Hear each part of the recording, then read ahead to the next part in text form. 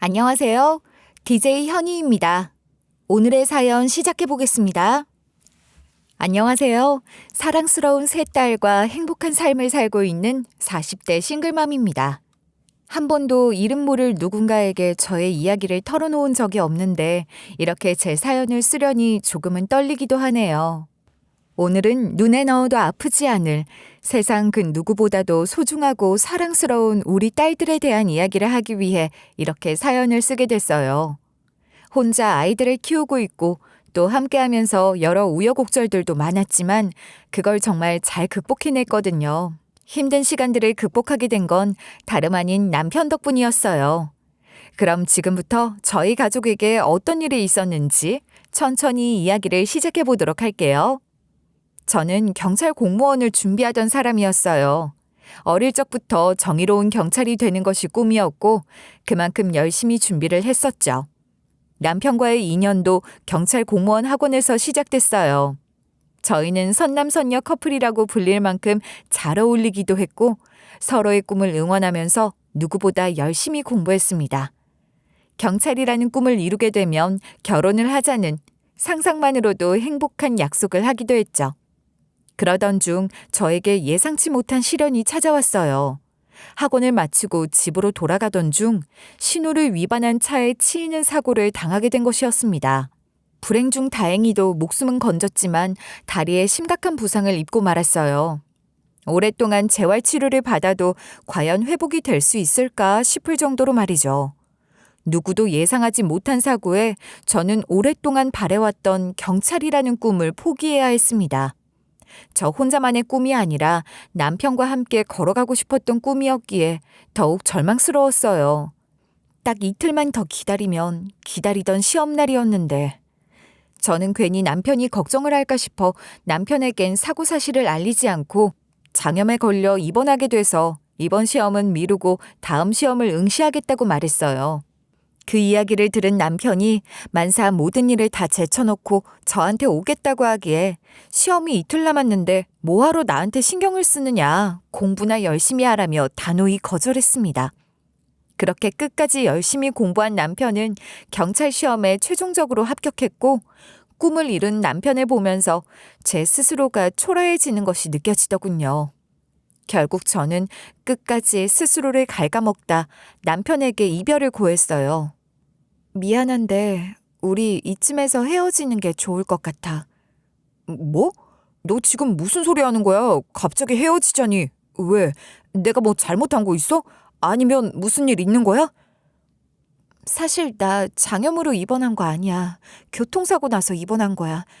학원 마치고 집에 가다가 차에 치였고 다리를 크게 다쳐서 재활을 1년 이상 해야 한대. 그래도 나을 수 있을지 없을지 제대로 장담도 못할 정도로 크게 다쳤어. 난 이제 경찰이 될 수도 없고 네 곁에 있어봤자 짐만 될 거야. 넌 앞날이 창창하잖아. 좋은 사람도 충분히 더 만날 수 있고. 그러니까 나한테 발목 잡히지 말고 더 좋은 사람 만나. 뭐? 그걸 왜 이제 말해? 진작에 말을 했어야지.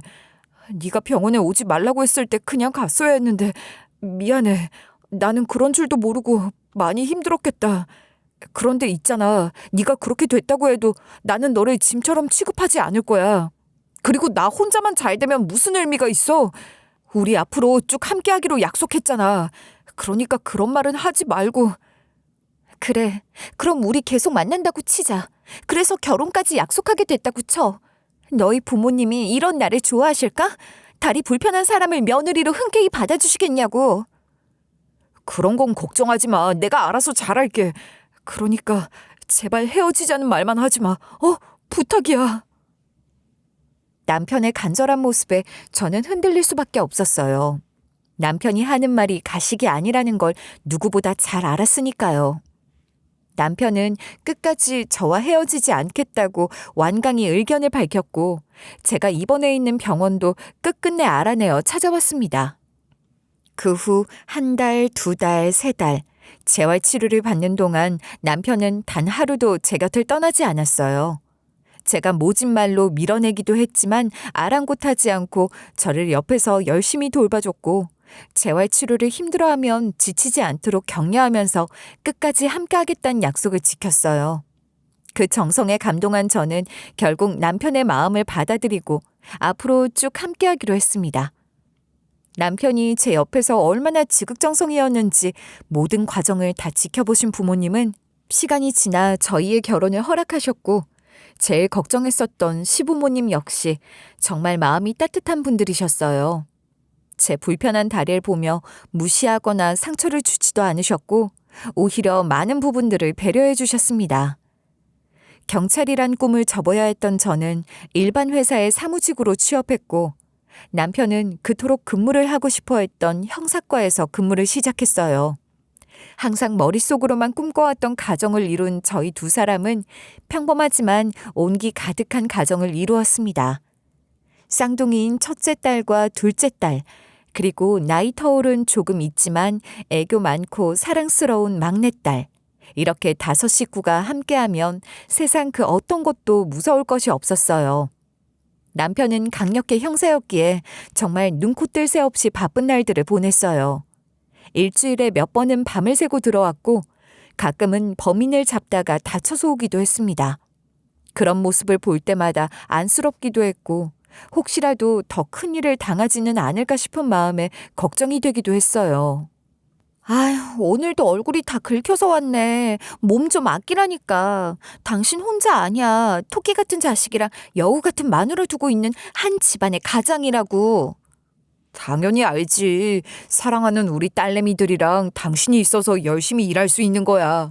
그리고 최대한 몸 아껴가면서 일하는 중이니까 너무 걱정하지 마세요, 마나님. 남편은 정신없이 바쁜 와중에도 가정에 소홀하지 않았습니다. 제 생일은 물론이고 아이들 생일을 일일이 다 챙겼고 결혼기념일까지 챙기는 세심한 사람이었어요.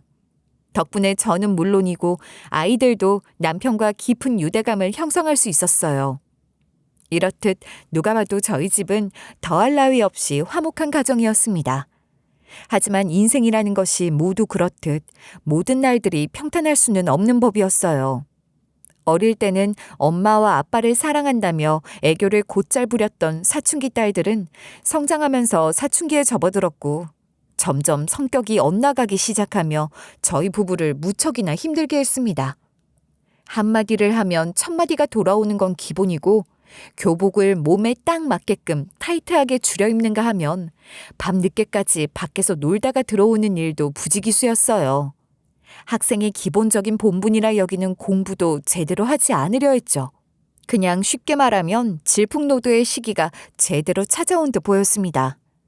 하루하루 딸들을 상대하는 건 한마디로 지옥에 가까웠어요. 정솔이 정솔지. 너희는 쌍둥이라서 안 좋은 행동도 똑같이 따라하는 거야?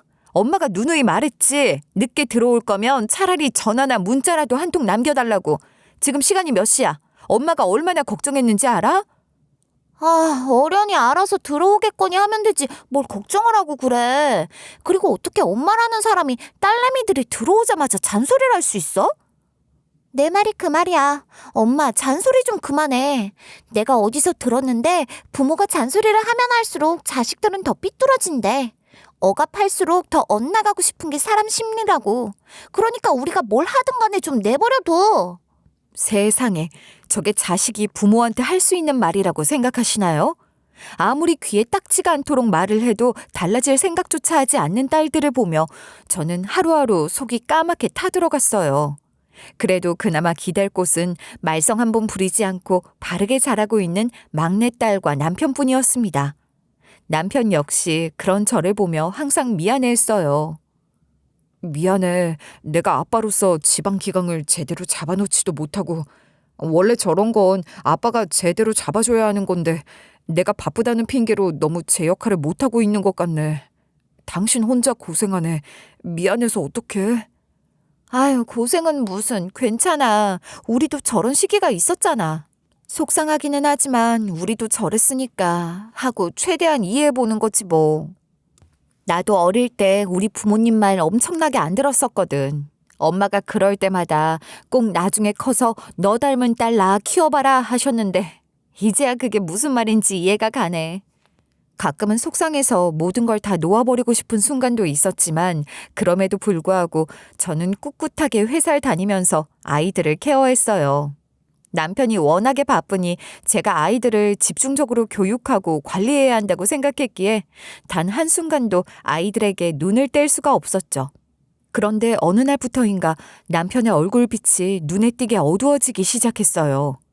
집에 들어오면 묘하게 수척해진 것 같기도 하고 자세히 살펴보면 살도 많이 빠진 것 같아 보이고 무엇보다 굉장히 피곤해 보이는 겁니다. 누가 봐도 몸이 많이 아픈 사람 같아 보이더라고요. 당신 요즘 안색 너무 안 좋은 거 알아? 많이 힘들고 피곤하면 며칠만 좀 쉬겠다고 말해. 당신 밑에 직원들 있을 거 아니야. 당신 자리 비우면 그 직원들이 알아서 잘하겠지. 안 돼. 지금 맡고 있는 사건 나한텐 너무 중요한 사건이야. 게다가 내가 팀장인걸. 팀장이 내일은 나 몰라라 하고 아랫사람들에게 일을 다 떠넘긴다는 건 말이 안 되는 일이잖아. 힘들어도 내 자리는 내가 지키고 있어야지. 당신 건강이 먼저야. 내가 항상 말했잖아. 당신은 지금 혼자 몸이 아니라니까. 가정이 있는 사람인데 건강을 제일 먼저 신경 써야 할 거 아니야. 괜찮아. 난 경찰이잖아. 이 정도 힘든 건 견딜 수 있어. 나 시험 칠 때 체력 시험도 거뜬하게 1순위를 통과한 사람인걸. 걱정하지 마, 여보. 하지만 그렇게 괜찮다고 할 수 있다고 버티던 남편은 결국 쓰러지고 말았습니다. 출근하려다 갑자기 몸을 가누지 못하고 바닥에 풀썩 주저앉았고 놀란 저는 남편을 일으켜 세우려 했지만 계속 끙끙 앓는 소리만 내고 정신을 차릴 기미를 보이지 않아 결국 119를 불러야 했어요. 구급차에 남편과 함께 타고 가는 그 순간이 얼마나 두려웠는지 몰라요. 혹시라도 남편에게 큰 이상이 생긴 거면 어쩌지? 남편이 많이 아픈 거면 어떡하지? 하는 불안감 때문이었죠. 응급실로 이송된 남편은 즉시 정밀검사에 들어갔고 검사 결과를 들은 순간 저는 세상에 있는 모든 빛이 꺼지는 듯한 기분이 들었어요. 남편의 병명은 췌장암이었습니다.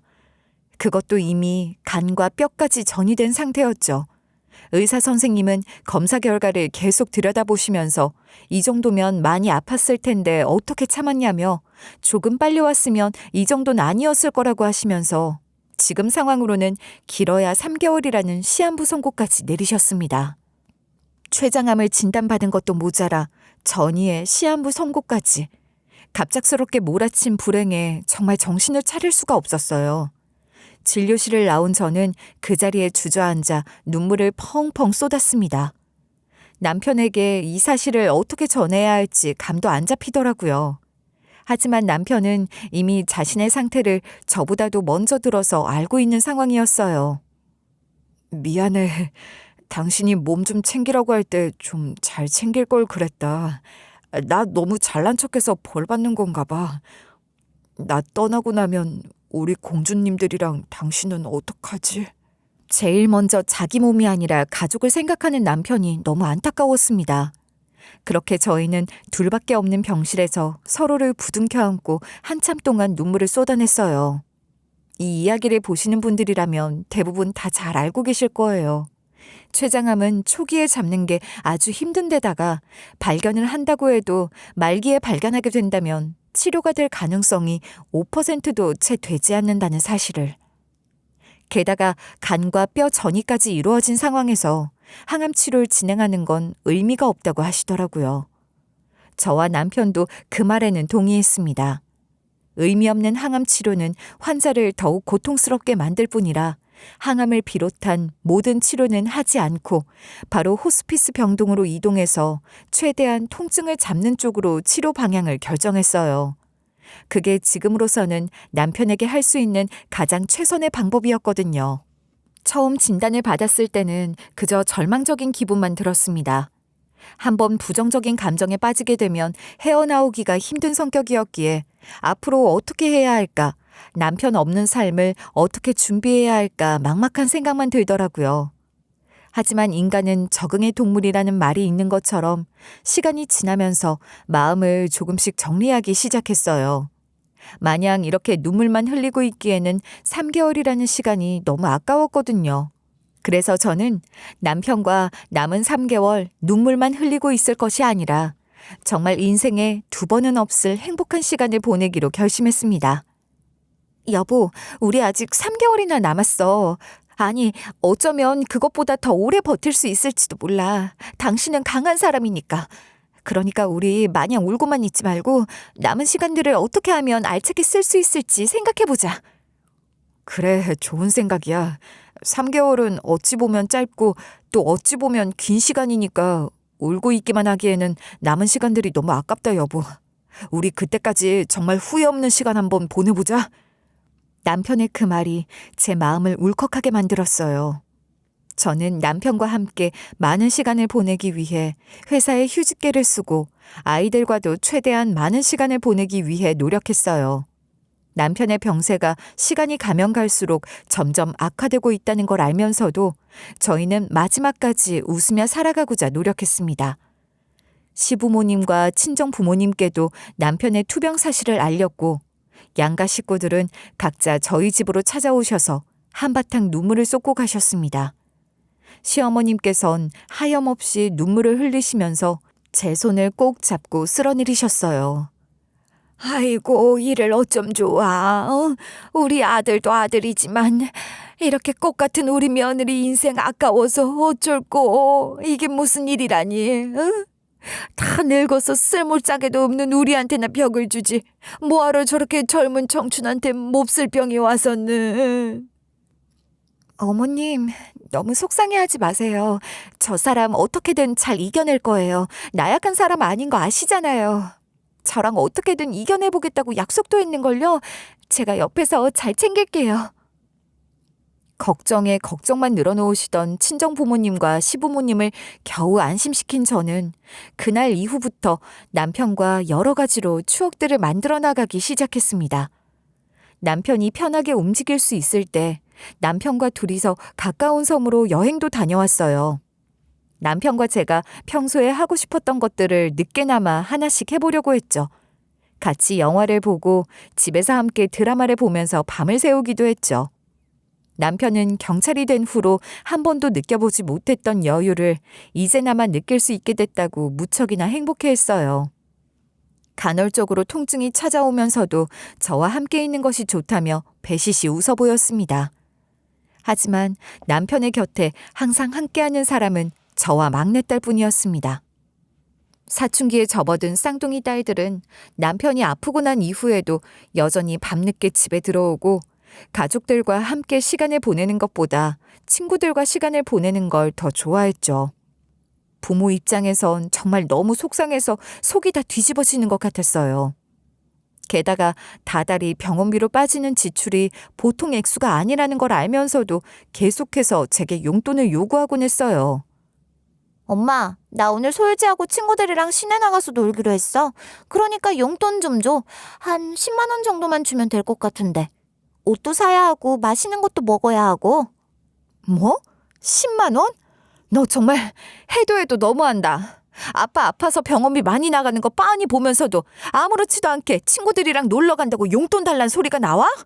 아무리 철이 없다지만 어떻게 아빠가 아픈데도 그럴 수가 있어? 주기 싫으면 주기 싫다고 말하면 되지. 왜 자꾸 아빠 핑계를 대? 엄마는 아픈 아빠 핑계 댈 거밖에 없어?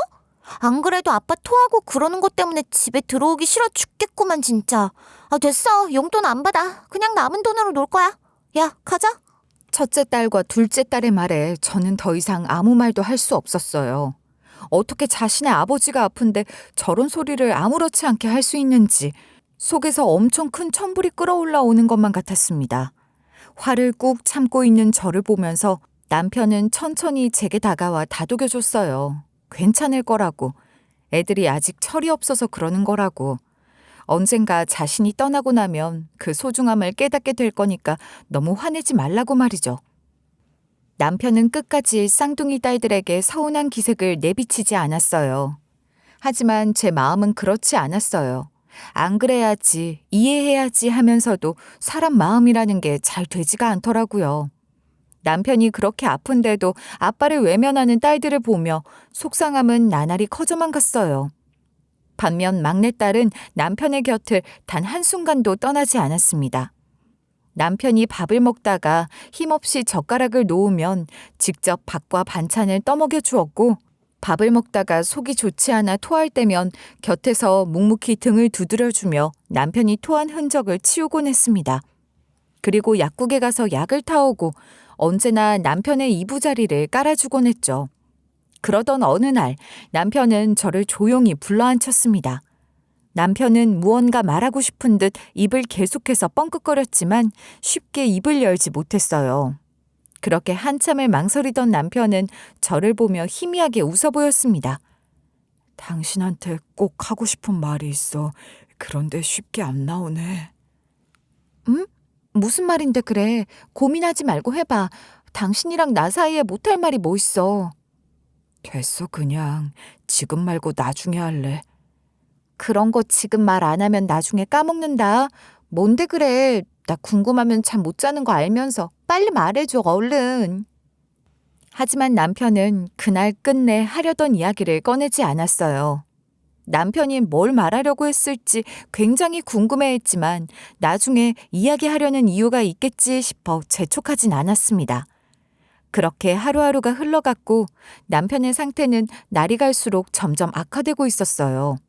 기운을 완전히 잃어버린 남편은 결국 호스피스로 옮겨졌고 얼마 후 편안한 표정으로 세상을 떠났어요. 너무 속상하고 억장이 무너져 내리는 것 같았지만 누구보다 편안해 보이는 남편의 표정을 보며 무너지는 마음을 부여잡고 남편을 떠나보냈습니다. 남편이 세상을 떠나고 나서야 철없이 행동하던 쌍둥이 딸들은 눈물을 보였어요. 그동안 무심했던 게 후회되었는지 발인을 할 때는 아빠를 부르며 목 놓아 울더군요. 하지만 목 놓아 우는 쌍둥이 딸들보다 더 걱정이 된 것은 막내딸이었습니다. 막내딸은 남편을 누구보다 사랑했던 아이였어요. 그런 말이 있잖아요. 잘 따르던 가족이 세상을 떠나면 그 공허함이 채워지기까지는 아주 오랜 시간이 걸린다고. 그 과정에서 마음의 병이 찾아오게 될 수도 있다고. 그래서 저는 남편을 유독 잘 따랐던 막내딸을 걱정했습니다. 걱정했던 대로 막내딸은 평소보다 말수가 확연히 줄었고 허공을 바라보면서 멍한 표정을 짓곤 했어요. 말을 걸어도 대답하지 않는 날이 많았고 학교에서도 수업에 집중을 못한다고 담임 선생님께서 전화가 오실 정도였죠. 남편이 투병을 하는 동안 휴직기를 냈던 저는 복직을 해야 하는 상황이었지만 그런 아이를 바라보며 더욱 세심하게 신경을 써줬어요. 아이가 우울한 감정에 빠지지 않게끔 바쁜 와중에도 막내딸을 챙겼고 어떻게든 마음을 다독여주기 위해서 최대한 노력했습니다. 그러던 어느 날 퇴근을 하고 집에 돌아오던 길이었습니다. 집 앞에서 저는 뜻밖의 장면을 목격했어요. 바로 막내딸이 남편의 차 주변을 서성이고 있었던 것이었죠. 저희 집은 주택이었기에 마당과 차고가 있었는데 계속 차고 근처를 뱅뱅 맴돌고 있는 거예요. 그래서 이상하다 생각한 제가 막내딸 가까이로 다가가자 막내딸은 깜짝 놀란 듯 저를 바라보더니 집 안으로 후다닥 뛰어들어가는 겁니다. 그 모습이 뭔가 이상하게 느껴졌지만 저는 크게 신경 쓰지 않았어요. 그냥 퇴근하는 날을 기다렸는데 부끄러워서 말을 못하는 건가 싶었죠. 하지만 막내딸의 행동은 그날 하루로 끝난 것이 아니라 계속해서 이어졌어요. 막내딸은 일주일에도 몇 번씩 강아지처럼 남편의 차 주변을 맴돌곤 했습니다. 차 트렁크 근처에서 한참을 서성이다가 아무 일 없다는 듯 집으로 돌아가는 것이 하루의 루틴이라고 불러도 될 정도였죠. 그 모습을 말없이 지켜만 보고 있던 저는 괜히 불안한 생각이 들었어요. 혹시라도 막내딸이 남편을 너무 그리워해서 저런 행동을 하는 건 아닐까 싶더라고요. 결국 저는 막내딸을 따로 불러내 조심스럽게 물어봤습니다. 효주야, 혹시 아빠 차 근처에서 계속 서성거리는 이유가 뭔지 물어봐도 될까? 혹시 아빠가 보고 싶어서 계속 그렇게 뱅뱅 맴돌고 있는 거야? 왜 그러는지 이유를 말해줘야 엄마도 조치를 취할 수가 있어. 편하게 이야기해 줄 수 있을까? 계속된 물음에도 끝까지 막내딸은 아무런 대답도 하지 않았어요. 그저 고개만 푹 숙이고 있을 뿐이었죠. 뭐라도 확실하게 이야기를 해줘야 병원에 데리고 가든 상담을 해주든 어떤 방향으로라도 해결을 해줄 텐데 말을 하지 않으니 그저 답답한 마음만 들더라고요. 결국 저는 고민을 하다가 제가 직접 남편의 차를 확인해 보기로 결심했습니다. 안에 뭐가 있어서 그러는 건지 아니면 정말 단순히 남편에 대한 그리움 때문인 건지 이유를 알고 싶었거든요. 그렇게 마음먹은 날 저녁 조심히 차고로 다가가니 그 근처에는 아무도 없었습니다. 막내딸도 나와 있지 않더라고요. 그래서 저는 이때다 싶어 차키를 통해 남편의 차 문을 열었고 차 내부를 살펴봤어요. 그런데 차 안에는 별달리 특별한 곳이 없었습니다. 항상 붙이고 다녔던 가족 사진과 남편이 사건을 기록하던 사건 일지 수첩, 그리고 남편이 졸릴 때마다 먹었던 빈 껌통뿐이었죠. 차 안에는 아무것도 없는데 대체 왜 차 주변을 서성거린 거지 생각했던 저는 문득 막내딸이 트렁크 쪽을 계속 맴돌았던 게 떠올라 곧바로 트렁크 문을 열었어요. 그 순간 문을 열고 나오던 막내딸이 저를 보며 다급하게 외쳤습니다. 엄마, 안 돼! 잠깐만! 막내딸의 외침에도 불구하고 트렁크 문을 열었고 트렁크 안에는 처음 보는 낯선 물건이 있었습니다. 그것은 바로 남편의 자필 일기장이었어요. 남편이 세상을 떠나고 남편의 차만은 깔끔하게 남겨두고 싶어서 그리고 남편을 완전하게 떠나보낼 준비가 되지 않았기에 폐차시키지 않고 내부를 잘 정리해서 놔뒀었는데 트렁크는 따로 정리를 하지 않았기 때문에 이 일기장은 제가 처음 보는 것이었어요. 예상컨대 막내딸은 있는지도 몰랐던 남편의 일기장을 들키지 않게 하기 위해서 계속 트렁크를 지키고 있었던 것 같았습니다. 이 안에 대체 어떤 것들이 적혀 있기에 막내딸이 그토록 숨기려 했던 건지 너무나도 궁금했어요. 막내딸은 울먹거리는 표정으로 저를 바라보았고 저는 들고 있던 일기장을 조용히 펼쳐들었습니다. 첫 장을 넘기는 순간 남편의 익숙한 필체로 적힌 글이 눈에 들어왔어요. 평소 업무 기록이나 간단한 메모만 남기는 걸 선호하는 사람이었는데 이렇게 긴 글을 쓴 건 처음이었기에 저는 한 장 한 장 일기장에 적힌 글들을 한 글자도 빠지지 않고 꼼꼼하게 읽어봤죠. 그리고 그 안에는 정말 충격적인 내용들이 담겨 있었습니다. 바로 큰딸, 작은딸, 우리 쌍둥이 딸들의 출생의 비밀이 적혀 있었어요. 저는 한 페이지에 빼곡하게 적혀 있는 글들을 보고 말을 잇지 못했습니다. 사실 앞에서 말씀드렸던 저희 쌍둥이 딸들은 제가 품은 딸들이 아니었어요. 마음으로 낳은 자식들이었죠. 첫째 딸과 둘째 딸은 남편이 20대 초반쯤부터 중반까지 연애를 했었던 사람이 낳은 아이들이에요. 남편과 만나다가 헤어질 때 임신 사실을 알게 되었는데 웃긴 건 남편도 그 여자가 임신했었다는 사실을 몰랐고 여자는 그 어떤 말도 하지 않은 채로 혼자 출산을 해서 아이들을 던지듯 맡기고 간 것이었어요. 자기 혼자 사고를 쳐놓고 책임은 남편한테 떠넘긴 것이었습니다. 남편도 저도 갑작스럽게 벌어진 일에 너무 황당해서 말도 제대로 할 수 없을 정도였어요. 그때 저희가 가장 먼저 한 것이 바로 친자 확인이었습니다. 남편의 아이도 아닌데 남편 아이라고 거짓말을 치고 아이들을 버리고 간 것일 가능성도 있었기에 재빠르게 검사를 했죠. 검사 결과 아이들은 남편의 친딸들이 맞았고 남편은 이런 일이 일어난 것에 대해 제게 진심으로 미안해했습니다.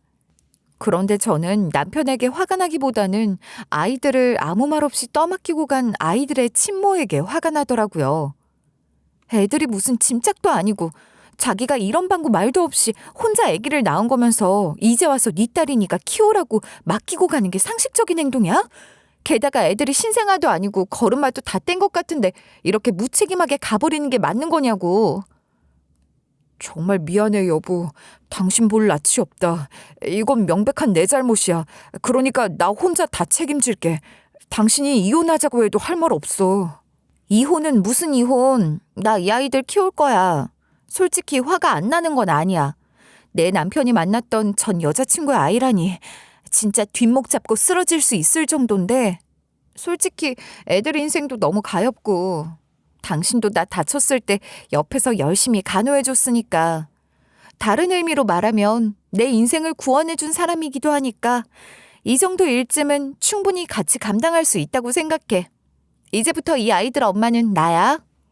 힘들었던 시절, 남편이 모든 시간을 바쳐가며 제 옆에 있어준 것을 알기 때문에, 그리고 친모에게 버려진 아이들이 가여워서 저는 쌍둥이 딸들의 엄마가 되기로 자처했습니다. 쌍둥이는 5살 무렵 저희에게로 왔고, 저희는 바로 셋째를 임신하게 됐죠.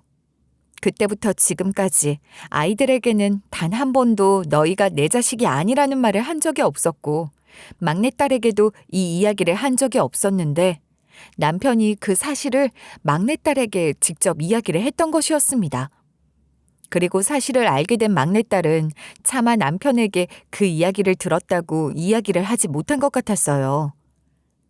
막내야, 이것 때문에 여태까지 계속 차고 근처를 맴돌았던 거였어? 엄마가 왜 그런 거냐고 물어봐도 말도 안 해줬던 이유가 이것 때문이었니? 왜 진작에 말하지 않았어? 미안해, 엄마. 아빠가 그랬어. 엄마한테는 이 일기장이 있다는 걸 절대로 말하지 말라고. 엄마가 언니들 때문에 너무 힘들어하면 언니들한테 네가 직접 이걸 보여주라고. 그리고 언니들이랑 연 끊고 살면서 엄마랑 따로 나가 살으라고. 근데 난 차마 그렇게 할 수가 없었어. 언니들도 그 사실을 알게 되면 엄청 많이 힘들어할 테니까. 저는 막내딸을 품에 안고 한참을 울었습니다. 남편이 떠나기 전에 얼마나 많은 고민과 걱정을 했을지, 그리고 사실을 알게 된 막내딸이 얼마나 혼자 이 비밀을 짊어지고 심적으로 많이 힘들었을지를 생각하니 가슴이 미어지는 것 같더군요. 너는 어떻게 했으면 좋겠어? 언니들한테도 이 사실을 알렸으면 좋겠어? 아니면 언니들이 평생 이 사실을 모르고 살았으면 좋겠어? 엄마는 우리 막내가 하자고 하는 대로 할게. 언니들한테 말하지 않았으면 좋겠다고 하면 평생 말 안 하고 살 거고, 말했으면 좋겠다고 하면 언니들이 상처받지 않도록 잘 말해줄 거야. 나는 언니들한테 솔직하게 이야기했으면 좋겠어. 사실 평생 모르고 살 수는 없는 거잖아. 우리가 모른 척 숨기고 산다고 하더라도 언젠가는 언니들이 이 사실을 알게 될 거라고 생각해. 나중 가서 사실을 알게 되면 더 큰 상처를 받게 될지도 몰라. 그러니까 최대한 상처를 덜 받게 지금이라도 말해줬으면 좋겠어. 올해로 10살. 제게는 그저 작은 아이처럼 보였던 막내딸은 생각 이상으로 어른스러운 대답을 해줬어요. 애초에 남편의 병간호를 할 때부터 알아봤지만 이렇게 어른스러운 면모를 보이고 있었기에 남편이 이 아이를 믿고 막내딸에게만 그런 이야기를 해줬구나 싶은 생각이 들더라고요. 그렇게 저와 막내딸은 쌍둥이 딸들에게 이 사실을 알리기로 마음을 먹었습니다. 그런데 또 방에 들어와서 혼자 생각을 해보니 정말 알리는 게 좋은 방법인 걸까 싶기도 하더라고요. 남편은 만약의 경우가 찾아온다면 그때 이야기를 하라고 했지만 저는 아직 어린 아이들이 그 충격을 감당할 수 있을지 확신이 들지 않았어요.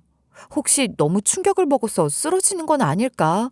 안 그래도 지금 사춘기인데 더 삐뚤어지는 건 아닐까? 온갖 생각이 다 드는 거예요. 한 가지 분명한 사실은 아이들에게 이 사실을 전해준다고 해도 저는 여전히 이 아이들의 엄마라는 것이었어요. 10달 동안 배 아파 낫지 않았다고 해서 제가 이 아이들을 덜 사랑하는 것은 아니었으니까요. 당연히 아이들에게도 이 이야기를 해줄 생각이었습니다. 하지만 어떻게 말해야 아이들이 받을 상처를 최소화할 수 있을지 고민이 됐어요. 얘기를 전하는 것에도 여러 가지 방법들이 있잖아요. 하루에도 수십 번씩 편지를 쓸까, 직접 얼굴을 마주하면서 이야기할까 망설였어요. 그렇게 며칠 동안 고민을 하다가 결국 아이들이 학교에 간 사이 아이들의 방에 진심이 가득 담긴 편지를 놓아두었습니다. 편지를 놓고 나오는 순간에도 괜히 가슴이 두근두근 하더라고요. 이걸 읽고 아이들이 어떤 반응을 보일지 궁금했어요. 그리고 몇 시간이 지난 후 저녁쯤 아이들이 집으로 들어왔어요. 남편이 세상을 떠난 후로부터는 딸들의 귀가 시간이 조금은 빨라졌습니다. 아이들은 조용히 인사를 하고 방 안으로 들어갔고 저는 조용히 거실에서 숨죽인 채로 아이들의 반응을 기다렸어요. 방문은 꼭꼭 닫힌 채 한참 동안 아무 소리도 들리지 않았습니다. 훌쩍이는 소리도 숨을 쉬는 소리도 화를 내는 소리조차 들리지도 않더군요. 그러다 갑자기 문이 열리면서 쌍둥이 딸들이 거실로 나왔습니다. 둘 다 얼굴이 완전히 눈물범벅이 되어 있는 채로 말이죠. 엄마, 여기 적힌 게 다 무슨 소리야? 내가 엄마 친딸이 아니라는 거야? 그러니까 우리는 여태까지 당연히 엄마 딸이겠거니 생각하고 살아왔는데 이게 다 무슨 말이야? 이야기 좀 해줘. 맞아. 자세히 이야기를 해줄 수는 없지만 너희를 낳아준 친어머니는 따로 계셔. 하지만 너희가 내 친딸이 아니라고 해서 바뀌는 건 아무것도 없어. 이전에도 그랬고 지금도 그렇고 앞으로도 그렇고. 너희는 누가 뭐래도 내가 세상에서 제일 사랑하는 딸들이야. 엄마 말 무슨 말인지 이해했지? 이리 와, 내 강아지들. 쌍둥이 딸들은 제 품에 쏙 안겼고 한참 동안을 울면서 제 품에서 떨어질 줄 몰랐습니다. 저는 아이들의 등을 토닥이며 그동안 이 사실을 숨길 수밖에 없었던 이유와 저와 남편이 어떤 마음으로 너희들을 품으면서 살아왔는지, 그리고 남편의 일기장을 보여주면서 남편이 어떤 마음으로 이 일기장을 써내려 갔을지에 대해 아이들에게 말해줬어요. 제 이야기를 들은 아이들은 지난날의 행동을 후회하면서 하염없이 눈물을 쏟아냈습니다. 엄마, 너무 미안해. 뭐가 미안해? 그냥 그동안 너무 철없이 굴어서 엄마 마음에 상처 입히고 대못 박은 것 같아서 그래서 미안해. 진작에 정신 차리고 엄마랑 아빠한테 잘할걸. 저는 대답 대신 그저 고개만 끄덕였어요. 잘못했다고 사과를 하고 용서를 받아줄 것이 아니라 앞으로 어떻게 살아갈 것인지에 대해 함께 이야기를 나누고 나아갈 미래를 함께 만들어 나가는 것이 가장 중요하다 생각했거든요. 그렇게 멀게만 느껴졌던 쌍둥이 딸들과의 거리는 그 고백을 계기로 조금씩 좁혀지기 시작했어요. 그리고 딸들은 막내딸에게도 그동안 함부로 대하고 언니로서 제대로 챙겨주지 못했던 것을 반성하며 사과했고, 막내딸은 웃으면서 그 사과를 받아들여줬습니다. 항상 조각난 퍼즐 같았던 저희 식구의 관계가 조금씩 가까워지고 있었어요. 그러던 어느 날 저녁 식사를 마친 후 쌍둥이 딸들이 저한테 남편의 유품을 정리하고 싶다는 이야기를 꺼냈어요. 남편이 세상을 떠나고 난 후 아직까지 옷가지나 물건들을 정리하지 못하고 방 한켠에 방치를 해뒀었거든요. 떠난 사람의 물건은 하루라도 빨리 정리를 하는 게 낫다고 했는데 마음 한켠에 남은 미련 때문에 쉽게 정리를 하지 못하고 있었어요. 그런데 그걸 기억하고 남편의 유품을 함께 정리하자고 이야기를 꺼내준 것이었죠. 저는 순간 가슴이 먹먹해져 오는 걸 느꼈어요. 티는 내지 않았지만 아이들도 저 못지않게 많이 힘들었을 텐데 이젠 아이들의 마음이 어느 정도 정리되었기에 제게 먼저 유품을 정리하자고 말을 꺼낼 수 있었겠죠. 그날 저와 아이들은 천천히 방을 치우면서 남편이 쓰던 물건들과 옷가지들을 정리하기 시작했습니다. 우리 가족은 함께 남편의 서랍을 정리하면서 남편이 살다 간 흔적을 되새겼어요. 정리를 하다 보니 알겠더라고요. 남편이 얼마나 열심히 치열하게 살다 떠났는지 말이에요. 아이들은 남편과 처음이자 마지막으로 촬영한 가족 사진을 보며 그리움에 잠기기도 했어요. 그러면서 점점 더 서로에 대해 마음을 열게 되었죠. 그렇게 정리한 남편의 옷가지들과 물건들은 집 앞마당에서 태웠습니다. 저기 하늘 높이 남편이 있는 곳까지 무사히 닿기를 바라는 마음으로. 그렇게 한 달 정도의 시간이 흘렀을까요? 제 휴대폰으로 벼랑간 전화가 걸려왔습니다. 번호가 저장되어 있지 않은 걸 보니 모르는 사람이 전화를 건 것 같았어요. 그런데 일반적인 스팸 전화는 아닌 것 같은 느낌이 들어 저는 받을까 말까 망설이다 전화를 받았어요. 수화기 속에서는 한참 동안 침묵이 돌다 낯선 여자의 목소리가 들려왔습니다. 혹시 우리 아이들은 별 탈 없이 잘 크고 있나요? 우리 아이들이라는 말에 순간 심장이 쿵 떨어지는 듯한 기분을 느꼈어요. 제게 전화를 걸어온 사람은 다름 아닌 쌍둥이들의 친모였습니다. 아이들의 친모는 남편이 세상을 떠났다는 소식을 뒤늦게 접하고서 문득 아이들 생각이 나서 제 휴대폰 번호를 물어물어 수소문해 겨우 연락을 하게 된 거라고 하더군요. 심장이 벌렁거리고 어지러운 기분이 들었지만 저는 최대한 차분한 목소리로 대답했습니다. 지금 우리 아이들이라고 하셨어요? 어디다 대고 우리라는 말을 갖다 붙입니까? 그렇게 말도 없이 애를 낳아서 던지듯이 맡기고 가버릴 땐 언제고, 어디 이제 와서 염치 없이 애들 잘 지내냐는 말을 나한테 하는 거예요? 그날 아이들을 그렇게 맡기고 간 건 지금도 정말 죄송스럽게 생각해요. 저도 잘한 거 하나 없는 사람이라 할 말 없어요. 그래도 그때는 어쩔 수 없었어요. 저도 사정이 안 좋아서 그럴 수밖에 없었다고요.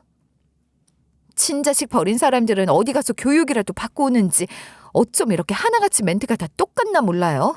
항상 그러더라고요. 그때는 나도 어쩔 수 없었다. 내 형편이 안 좋아서 나라도 살아야 했다. 사정이 안 좋았다. 이거 다 가짜는 핑계인 거 아시죠? 세상에 내 밥 한 그릇 먹을 정신은 없어도 내 자식 분유 하나만큼은 구해서 먹이는 거, 그게 부모예요. 사정이 아무리 안 좋아도 모성애라는 게 있고 책임감이라는 게 있으면 그 책임 하나로 자식을 키우는 게 엄마라고요. 어디서 변명을. 됐고 다시는 전화 걸지 마세요. 잠시만요. 저 염치 없는 말이지만 제가 아이들을 한번 만나봐도 될까요? 그래도 명색에 제 배 아파 낳은 친딸들인데 얼굴 한 번은 볼 수 있다 생각해서요. 순간 저는 깊은 고민에 빠졌습니다. 전화를 걸어온 사람은 명백한 아이들의 생모였지만 이제까지 단 한 번도 아이들 안부를 묻기 위해 제게 연락하지 않았어요. 그리고 무엇보다 아이들이 감당할 수 있는 문제인지도 고려를 해봐야 했습니다. 제일 중요한 건 친모의 의견이 아니라 친모를 만나야 하는 아이들에게 선택권을 주는 것이 옳겠다는 생각이 들더군요. 애들을 만나고 안 만나고는 당신이 정하는 게 아니에요. 애들이 정하는 거지. 애들한테 물어는 보겠지만 연락은 기대하지 마세요. 알겠어요. 감사합니다. 차라리 전화를 받지 말 걸 그랬다. 모르는 번호니 그냥 알아서 끊기게 둘 걸. 괜한 후회가 밀려왔지만 그래도 언젠가 한 번은 찾아왔을 일이었겠다 싶었어요. 그리고 그날 저녁 저는 아이들에게 조심스럽게 친모에 대한 이야기를 꺼냈습니다. 친모가 오늘 아침 연락을 했고 너희들이 잘 크고 있는지 한번 만나보고 싶다는데 만날 의향이 있는지 물었죠. 사실 엄마한테 처음 이야기를 들었을 때 조금 궁금하긴 했어. 우리를 낳아준 친엄마라는 사람은 어떤 사람인지 만나보고 싶었고, 지금도 한번 보고 싶긴 해. 근데 지금은 아닌 것 같아. 맞아. 아직 마음의 준비도 안 됐고, 만나면 무슨 말을 어떻게 해야 할지도 모르겠고, 대뜸 우리를 왜 버렸느냐고 물어볼 수도 없는 노릇이잖아. 아직은 보고 싶지 않아. 뭐 언젠가 마음의 준비가 되면 또 생각이 달라질 수도 있지만. 저는 고개를 끄덕이며 아이들의 결정을 존중하기로 했어요. 그리고 다시 한번 다짐했습니다. 무슨 일이 있어도 아이들의 곁을 떠나지 않을 것이며 눈을 감는 순간까지 아이들의 엄마로서 최선을 다하겠다고 말이죠.